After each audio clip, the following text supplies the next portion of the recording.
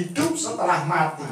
Ternyata kenapa orang ditahlilkan, kenapa orang-orang itu didoakan, kemudian mengundang sanak famili, saudara, tetangga, karena membantu pertanyaan kubur. Bahkan ada disebutnya sholat hadiah, ada. Nah, sholat anisil kubri sama. Jadi sholatnya itu setelah siang tadi dimakamkan, habis maghrib itu para saudara-saudara yang masih hidup, nanti kan yang masih hidup itu dengan sholat hadiah atau sholat anisil kubri, itu sholat sunnah untuk membantu agar bisa.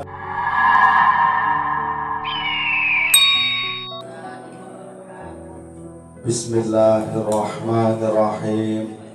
Alhamdulillahi rabbil alamin. Wa bihi nasta'inu ala umurid dunya waddin. Wassalatu wassalamu ala asyrafil mursalin Sayyidina wa habibina wa syafi'ina wa maulana Muhammadin sallallahu alaihi wasallam wa ala alihi wa sahbihi ajma'in. La hawla wa la quwwata illa billahil aliyyil azim. Amma ba'd. Bapak-bapak, ibu-ibu, jamaah majelis taklim Al-Abroriyah yang saya hormati, mari kita panjatkan puji syukur kita kehadirat Allah Subhanahu wa ta'ala. Kanthi ikrar bil lisan alhamdulillahirabbil alamin, bahwa kita semua masih diberi karunia oleh Allah berupa rahmah, berupa taufik hidayah serta inayahnya Allah, sehingga kita bisa beristiqomah untuk zikir dan doa serta thalabul ilmi dengan keadaan sehah walafiah, tiada halangan suatu apapun. Sholawat wa salam semoga senantiasa terlimpah curahkan kepada junjungan kita, yakni Habibana wa Syafi'ana wa qurrati a'yunina Muhammadin sallallahu alaihi wasallam. Karena beliaulah Nabi yang kita nanti-nantikan syafaatnya, syafaatul uzma besok di hari kiamat.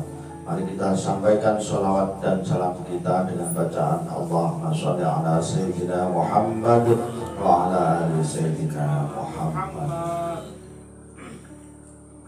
Bapak-bapak, ibu-ibu, hadirin, hadiroh yang berbahagia, alhamdulillah, malam hari ini selain kita mengadakan secara rutinitas atau istiqomah zikir dan doa, sekaligus kita ikut berbelasungkawa, ikut membantu mendoakan almarhum Bapak Rudiatno bin Sibah Sarbani, yaitu almarhum bapaknya Mas Ahmad Handoko, yang pada malam hari ini kebetulan hitungannya pas 7 hari atas dipanggilnya beliau kehadirat Allah Subhanahu wa ta'ala. Semoga atas dipanggilnya beliau mendapat ridho dari Allah Subhanahu wa ta'ala, diterima amal ibadahnya, diampuni segala dosa-dosanya, termasuk diakui umat Kanjeng Nabi Muhammad yang mendapat syafaatnya, dan semoga diberikan husnul khatimah, amin ya rabbal alamin. Dan lumantar doa kita semua juga mendapat keberkahan semua ahli kubur kita, dan semua yang kita sambungkan doa-doa kita juga mendapat keberkahan dari barokah doa dan zikir kita, amin ya rabbal alamin. Ya, pada hakikatnya juga kembali kepada kita semua dan keluarga kita semua. Berbicara mengenai kematian, saya tidak akan membicarakan masalah sakaratul maut, tapi sedikit saya menyampaikan bahwa ketika kita sudah masuk di alam kubur, atau ketika seorang hamba yang dimakamkan, ada keterangan 7 langkah setelah yang takziah, yang melayat, kemudian mungkur bahasanya, balik, maka akan didatangi malaikat, yaitu makhluknya Allah yang tidak pernah ingkar, makhluknya Allah yang selalu taat dan tidak pernah maksiat kepadanya, yaitu malaikat Munkar wa Nakir. Nah, di dalam menjalankan tugasnya malaikat Munkar wa Nakir itu ada pertanyaan yang pada umumnya orang awam itu seperti yang ditalkin atau yang diajarkan oleh para kiai ataupun ustadz ataupun mudin, yang hanya beberapa pertanyaan. Di antaranya, man rabbuka wa ma dinuka wa ma nabiyuka wa ma kitabuka wa ma kiblatuka wa ma ikhwanuka. Dan siapa Tuhanmu, kemudian apa agamamu, siapa nabimu, apa kitabmu, apa kiblatmu, dan apa saudaramu. Itu kalau hanya itu pertanyaan, itu gampang, dalam arti gampang bagi orang yang beriman. Tapi ketika saya ngaji, Pak Bu, ketika saya ngaji itu pertanyaannya tidak hanya itu ternyata. Pertanyaan itu berkembang. Dan pertanyaan malaikat Munkar wa Nakir itu banyak sekali. Jadi ketika malaikat datang menanyakan man rabbuka, siapa Tuhanmu?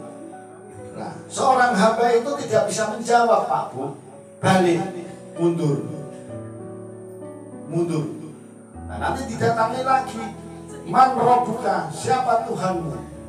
2 kali ditanya, kok nggak bisa jawab, mundur malaikat. Tapi beri keterangan sama berusaha begitu, nggak langsung. Nah, kalau mundur, malah dilebuk. Loh, saya ngajinya begitu. Tar dulu, pahami dulu nih. Kayak dengar kata Ustaz dulu, Marobuka siapa Tuhanmu, diam aja. Enggak, mundur dulu. Jadi enggak langsung dipukul, enggak. Man Rabbuka, siapa Tuhanmu? Mundur. Kalau nggak bisa jawab. Nah, kalau yang bagian beriman langsung bisa jawab. Bagian beriman. Dan amal solehnya banyak. Berarti ahli apa? Al-abid, orang yang ahli ibadah atau orang-orang soleh. Langsung bisa jawab. Kalau nggak bisa model gini-gini, nah mundur sih. Loh, bener itu. Ketika ditanya nggak bisa jawab, malaikat mundur dulu. Masih memberi kesempatan. Nah, setelah kedua ditanya nggak bisa jawab lagi, mundur lagi kan. Baru yang ketiga ini, seandainya dari keluarganya, anak-anaknya, ataupun saudaranya, itu fungsinya ketika kita mendoakan. Itu untuk membantu sekali agar si hamba tersebut, almarhum tersebut, bisa menjawab pertanyaan malaikat tersebut. Jadi enggak langsung man rabbuka, kayak sejawab pleng. Enggak. Jadi masih ada kesempatan. Nara percaya kita nanam besok. Udah bisa semua.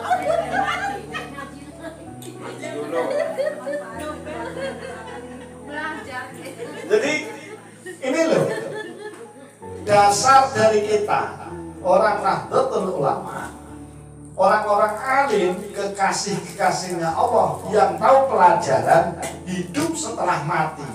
ternyata kenapa orang ditahlilkan, kenapa orang-orang itu didoakan, kemudian ngundang sanak famili, saudara, tetangga, karena membantu pertanyaan kubur. Bahkan ada disebutnya sholat hadiah, ada. Nah, sholat anisil kubri sama. Jadi sholatnya itu setelah siang tadi dimakamkan, habis maghrib itu para saudara-saudara yang masih hidup, berarti kan yang masih hidup itu dengan sholat hadiah atau sholat anisil kubri, itu sholat sunnah untuk membantu agar bisa menjawab pertanyaan kubur yang barusan dimakamkan. Iya, balik lagi, kalau orangnya ahli ngaji, kalau orangnya ahli ibadah, nyambung. Nah, kalau orangnya ahlinya mendem, ya masih gak nyambung lah. Nah, itu. Jadi pertama ditanya nggak bisa jawab, mundur. Kedua ditanya nggak bisa jawab, mundur lagi. Ketiga ditanya, man bukan, tambah galak malaikat. Siapa Tuhanmu? Kemudian bisa jawab, Allah Tuhan saya. Itu berkembang pertanyaan malaikat itu. Kamu kok bisa tahu Allah sebagai Tuhan kamu? Tahu dari mana? Tahu dari siapa? Nah, itu kalau nggak punya guru nggak bisa jawab. Ayo, kalau nggak punya guru nggak akan bisa jawab. Saya tahu dari guru saya. Gurunya siapa? Pak D. Ya, Pak D nggak apa-apa. Oh, pokoknya wiridannya Pak D wae, setiap apa Pak D wae, nggak apa-apa. Nah, tahu pasti. Malaikat bingung, Pak D sopo. Bingung, balik malaikat ngadep Gusti Allah. Iki wong iki ditanya kok gurunya Pak D ya. Oh, ya, Gusti Allah kan maha tahu kan. Oh iya, gitu. Tapi kalau nggak punya guru, tahu dari mana? Makanya laisa murabbi ma'arafta rabbi. Tanpa guru, orang itu tidak akan tahu Tuhannya. Oh, nah guru ini apa kondisi? Nah, ini yang dibahas. Ada guru fikih, nggak bisa nolong. Ada guru qori, nggak bisa nolong. Iya, kenapa demikian? Guru fikih, guru qori itu hanya mengajarkan secara syariat. Caranya maca Quran, caranya qiraat, caranya hukum batal halal haram dan lain sebagainya, itu guru fikih. Nah, guru yang bisa ikut bertanggung jawab itu guru tauhid. Oh, nah guru tauhid hanya satu, yaitu guru mursyid. Nah, guru mursyid itu tidak gampang. Guru mursyid, kalau keterangan yang namanya guru mursyid itu belum akan bisa menjadi mursyid kalau dia belum dibenci oleh muridnya. Ayo, berat gak itu? Berat gak? Nah, guru mursyid itu ada yang membenci siapa? Muridnya. Muridnya pada benci ke gurunya. Banyak. Tidak akan bisa menjadi guru mursyid tanpa dibenci muridnya. Berarti murid yang membenci gurunya itu bagi guru mursyid beruntung. Tapi bagi yang membenci rugi. Iyalah, yang membenci nggak masuk kategori muridnya. Tapi yang namanya guru mursyid, siapa yang bisa menuntun rohaniah kita, yaitu guru mursyid yang membimbing kita untuk menuju jalan kepada Allah. Ini yang berat di situ. Jadi dibimbing kalian itu diperkenalkan bagaimana bertauhid, bagaimana kita menjalani hakikatnya orang hidup dalam kehidupan sehari-hari. Ada bahasa kita namanya kayak perkumpulan kita ini, Jamaah Majelis Taklim Alhamdulillah. Ini sahabat segini banyak ini, dia murid bisa secara dohir. Secara batiniah kembali ke batin masing-masing. Ngakui enggak, deket enggak. Apa hanya sekedar aku-akuan, Pak Di guru saya lesane, tapi hati ini dongkol karo Pak Di. Ya kan gimana? Ya kan harusnya kan secara dohir maupun batin, secara batiniah maupun rohaniah itu nyambung. Nah, bagaimana kita yakin? Nah, kembali ke diri kita. Cara mencari yang mursyid bagaimana? Cara mencari guru yang bisa nonton kita gimana? Banyak orang alim tapi belum bisa menuntun. Karena apa? Hubungannya sama, terkadang tuh Pak, orang alim kan ngikuti dunia atau pengennya urusan dunia. Nah, orang-orang yang disenangi itu belum tentu bisa nuntun. Tapi justru ketika orang alim itu banyak yang membenci. Nah ini yang harus diwaspadai. Karena apa? Orang-orang yang dibenci itu termasuk kategori ujiannya orang alim tersebut.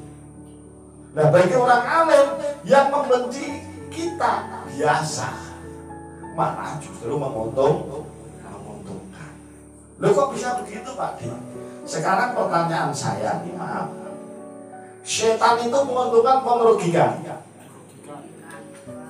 Ayo, nasi murah paham ngaji ya merugikan.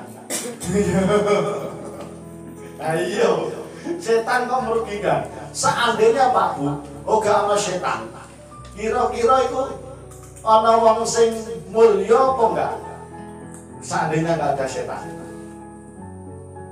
Ya, sekarang gini aja, bingung, diajak mikir suatu bingung tuh. Malaikat sama manusia mulia siapa? Mulia manusia. Betul? Betul. Malaikat. Manusia sama binatang ternak lebih hina siapa? Hah? Mulia manusia. Loh. Nih, malaikat sama manusia mulia manusia. Manusia sama binatang ternak hina mana? Hina manusia. Nah kuncinya di mana? Ayo. Kuncinya di mana Kak Mahduh? Mbak Mahduh? Dari pikiran malah mikir malah.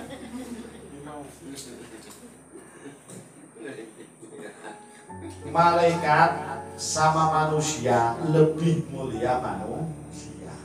Tapi manusia juga bisa lebih hina dari binatang ternak atau lebih sesat dari binatang ternak.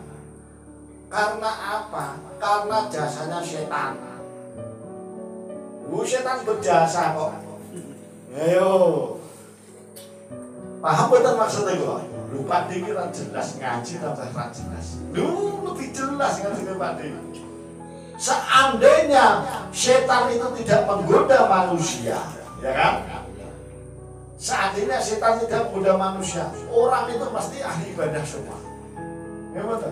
Nah terus kalau ahli ibadah semua, kira-kira ada yang mulia, ada yang sesat nggak? Nggak ada kan? Nggak ada kan? Makanya bahasanya begini. Sebenarnya setan itu menguntungkan manusia. Karena apa? Ketika setan nisib di diri manusia yang bentuknya nafsu di diri kita masing-masing, ketika manusia bisa mengalahkan nafsunya, berarti bisa mengalahkan setan. Lebih mulia siapa? Manusia Daripada malaikat. Sekarang dibalik.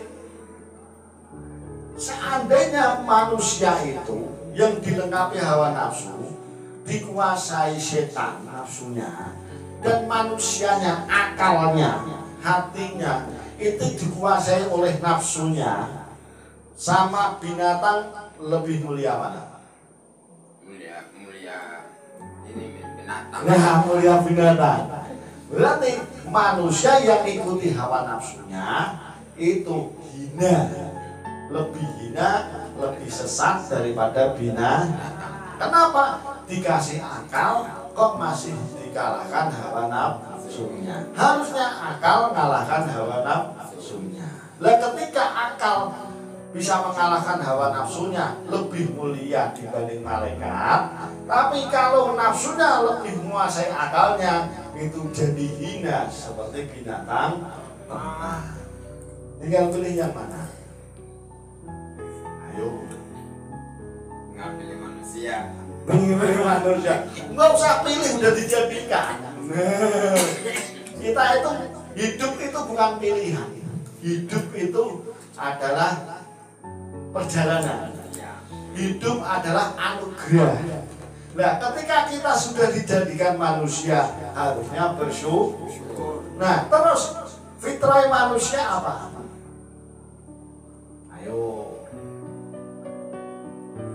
diajak mikir, mufeng apa mudeng? Mudeng apa mufeng bahasanya? Buat anak opo Pak D. Ya, intinya begini saja. Belajarlah yang rajin, ngaji yo sing tekun, temenanan. Paham nggak paham itu bukan urusan kita, karena pemahaman itu yang ngasih Allah. Yang penting itu selalu ngaji, ngaji dan ngaji.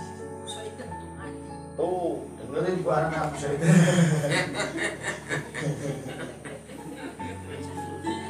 Nah, setelah sampean ngaji, ya, sampean ngikuti gurune sampean yakini gurune sampean bisa nonton sampean, kundeli cekeli sing bakoh, ojo sampai terus.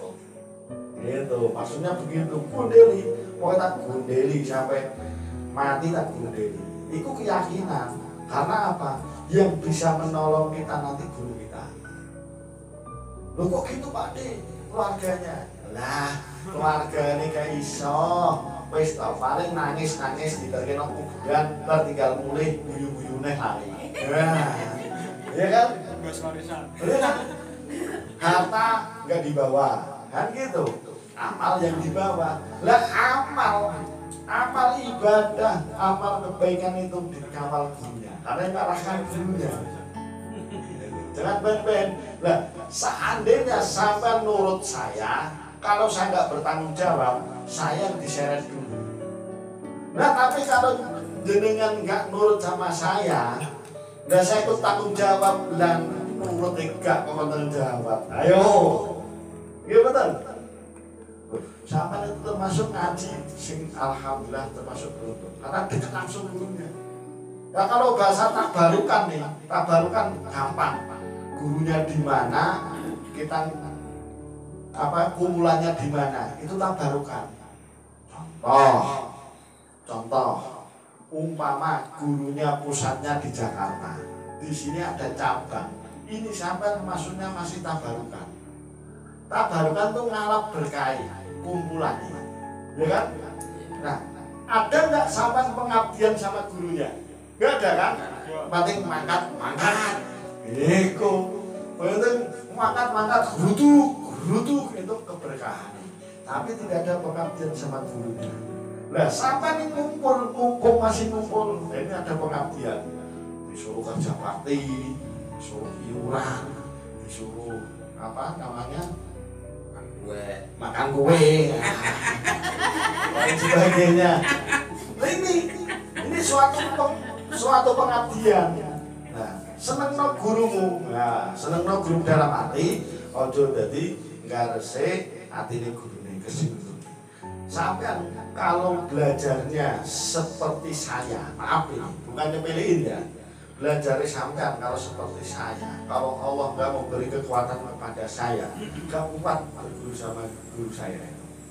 Dan gimana? Ini bukan cerita jeleknya, bukan sum'ah, bukan ujub, cerita baiknya. Yang paham Faisal, karena dekat sama Yai, lagi pusing nggak punya duit. Kini aku dikandani waremu, konco dapat 3 juta. Jangankan 3 juta, 100 juga duit 3 juta. Ayo, itu contoh yang gampang begitu. Karena apa? Ternyata uang yang 3 juta itu Yai pun tidak dengan akal dia minta. Karena dia udah tahu bahwa anak ini nanti akan celaka. Nah, sebelum celaka ditutup sebagai lidah fil balak, dipaksa mengeluarkan. Akhirnya karena kita yakin nggih Nyai pangestunipun mugi-mugi kula saged sak cepete nggih kula aturke. Rasane paham enggak kalau orang Jawa enggak paham.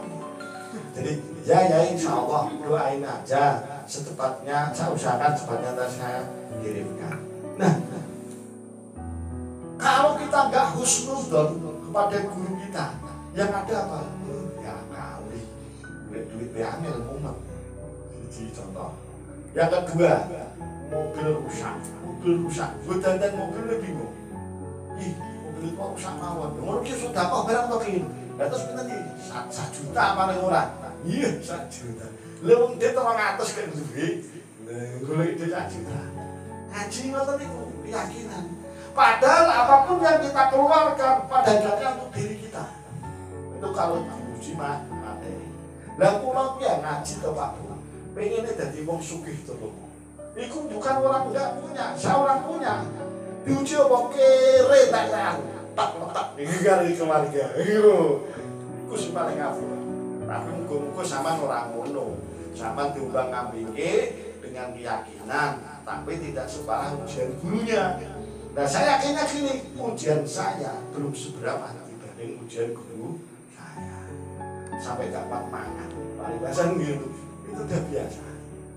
Nah, makanya banyak bersyukur ketika sampean punya guru yang mau secara dohir batin nuntun, yang menebarkan kasih sayang, yang mengajak jalan menuju kepada Allah. Itu disebutnya jalan suluk. Suluk itu salib orang yang berjalan menuju kepada Allah. Nah, sing dilakoni iku suluk, sing dari suluk, sing sampean rekasani, sampean kangeli mencari bagaimana kita bisa dekat kepada Allah lewat amale, lewat ibadahe, lewat tolakul ilmine, lewat ikuti bimbingan guru. Iku sebenarnya wong thariqah. Iku lah. Sebab thariqah kita kan rata-rata pahamnya orang thariqah wiridan terus. Wiridan gak apa-apa, wis wiridan terus dipakai izin wis wenenge wah. Gak paham. Lha kan awake dhewe gak butuh izin.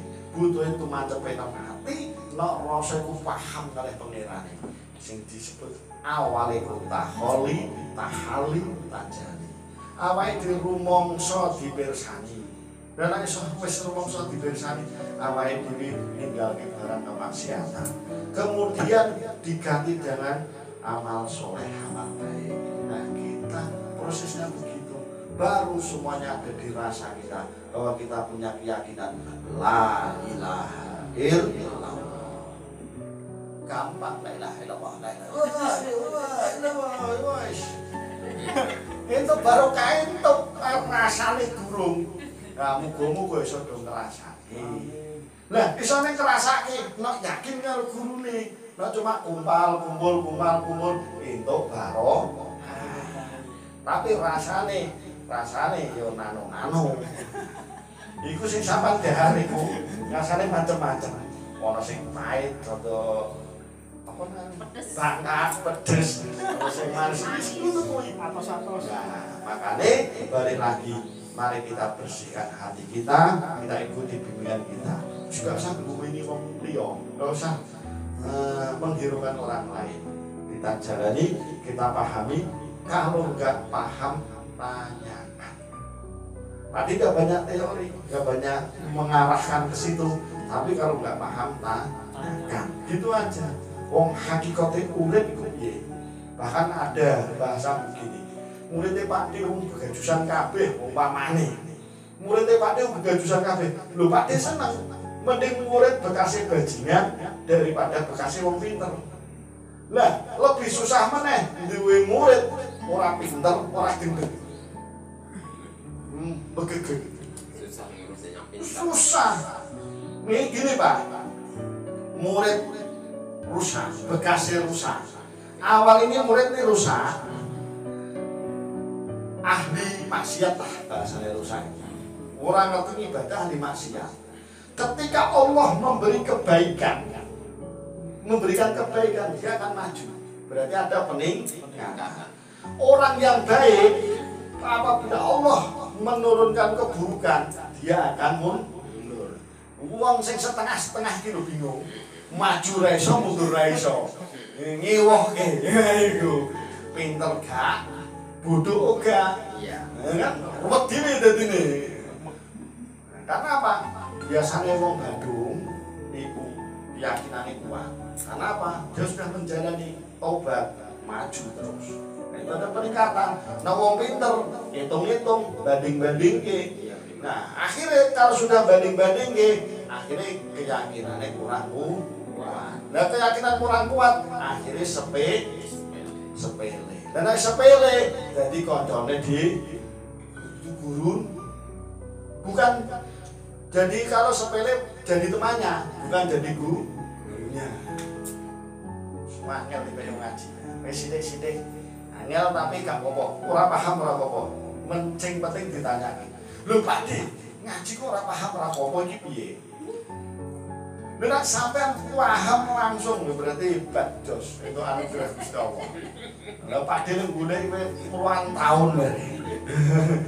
Sampean ge rong tahun. Ya Pak Di puluhan tahun. Ijin mubat, mabit. Paham ya? Kalau cuma batalnya wudu atau piro, gampang karo merem. Makanya saya pernah menyampaikan ala ilmu fis sudur wala fis sutur. Ilmu itu ada di dada. Apa yang kita dapat, kita yakini, kemudian kita jalankan sebagai pedoman. Kalau di catatannya lali, batalnya sholat apa lali, batalnya wudu apa lali, buka catatannya. Nah, kalau sudah di dada, udah tahu ini batal. Ini halal, ini haram, ini boleh, ini nggak boleh, itu udah tahu di hati kita. Paham Bu Saidah? Gitu. Itu saja yang bisa saya sampaikan. Kurang lebihnya mohon maaf. Sedikit banyaknya semoga bisa bermanfaat bagi kita semua. Amin ya rabbal alamin. Rabbi shrah li sadri wa yassir li amri wahlul 'uqdatam min lisani yafqahu qawli. Amin. Assalamualaikum warahmatullahi wabarakatuh.